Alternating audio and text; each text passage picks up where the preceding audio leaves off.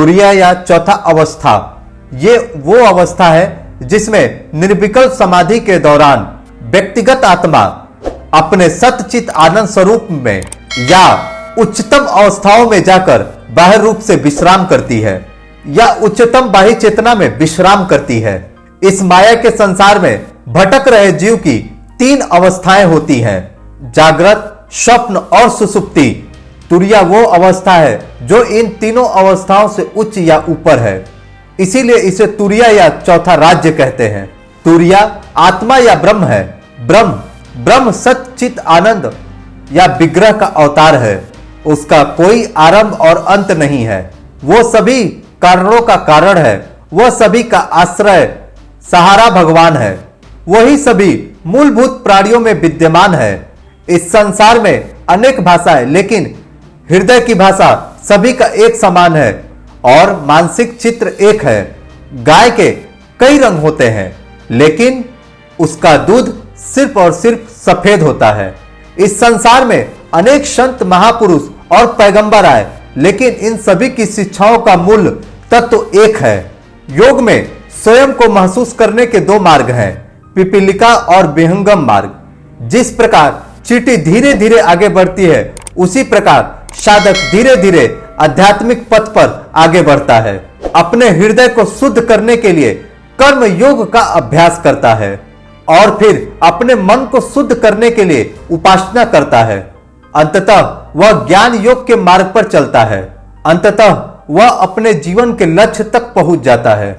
यह पिपीलिका मार्ग है या कहें चींटी मार्ग है। जिस प्रकार पंछी तुरंत आकाश में उड़ जाती है, इसी प्रकार प्रथम श्रेणी का साधक तुरंत ज्ञान मार्ग का अभ्यास करता है। यही है विहंग मार्ग या पंछी मार्ग। मनुष्य की तुलना एक पौधे से की जाती है। वह पौधों की तरह बढ़ता है और फलता फूलता है और अंत में मर भी जाता है, लेकिन पूरी तरीके से पौधा बढ़ता भी है, पनपता भी है और अंत में मर जाता है और अपने पीछे बीज छोड़ देता है, जिससे नया पौधा पैदा होता है। मनुष्य मरते समय अपने जीवन के अच्छे बुरे कर्म को पीछे छोड़ देता है। भौतिक शरीर मर जाता है और विखंडित हो सकता है, लेकिन उसके कर्मों के संस्कार नहीं मरते। इस कर्मों का फल भोगने के लिए उसे दोबारा जन्म लेना पड़ता है। कोई भी जीवन प्रथम नहीं हो सकता, क्योंकि वह पिछले जन्मों का कर्म है। ना ही वह अंतिम हो सकता है, क्योंकि उसके कर्मों का प्रायश्चित अब अगले जीवन में होगा। इसीलिए संसार या अभूतपूर्व अस्तित्व शुरुआत या अंत में रहित होता है। लेकिन जिनका जीवन मुक्त है या मुक्त ऋषि के लिए कोई संसार नहीं होता है।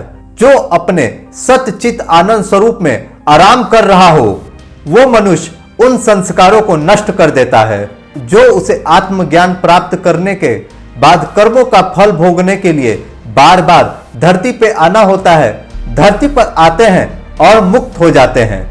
अगर मनुष्य चाहे तो आत्मज्ञान या तत्व ज्ञान प्राप्त करके वह अपने समस्त कर्मों को जलाकर समाप्त कर सकता है। इसीलिए मनुष्य को चाहिए कि अपने मुक्ति के लिए सदैव प्रयास करे। तंद्री को सविकल्प समाधि और सुसुप्ति को निर्विकल्प समाधि समझने की भूल ना करे। तुरीय या भूमा राज्य की महिमा अवर्णनीय है। इसका वैभव अवर्णनीय है। यदि शरीर हल्का हो और मन निर्मल हो, प्रफुल्लित हो, तो आप जान लेना कि आप सही ध्यान कर रहे हो। अज्ञान और वासना से मृत्यु आती है। ज्ञान के माध्यम से मृत्युहीन अवस्था या अमर तत्व तक पहुंचा जा सकता है। जीवन शाश्वत और मृत्यु दोनों शरीर में ही रहती है। जीवन एक बिजली की चमक या सांस है। समय मृत्यु का वज्रपात्र मात्र है। इसीलिए आत्मा में रहो, तुम्हें अमर तत्व प्राप्त होगा। समय से परे जाओ, तुम्हें अनंत काल की प्राप्ति होगी। इंद्रियों को वापस ले लो और ध्यान करो, स्वयं में जियो। आपका संपूर्ण अस्तित्व एक उत्साहपूर्ण आनंद में परिवर्तित हो जाएगा या रहस्यवादी परमानंद में उन्नत हो जाएगा। आपको आनंद का दिव्य रोमांच महसूस होगा। अद्भुत शांति आपको घेर लेगी। आप आनंद में डूब जाओगे। सभी इच्छाएं शून्य हो जाएंगी।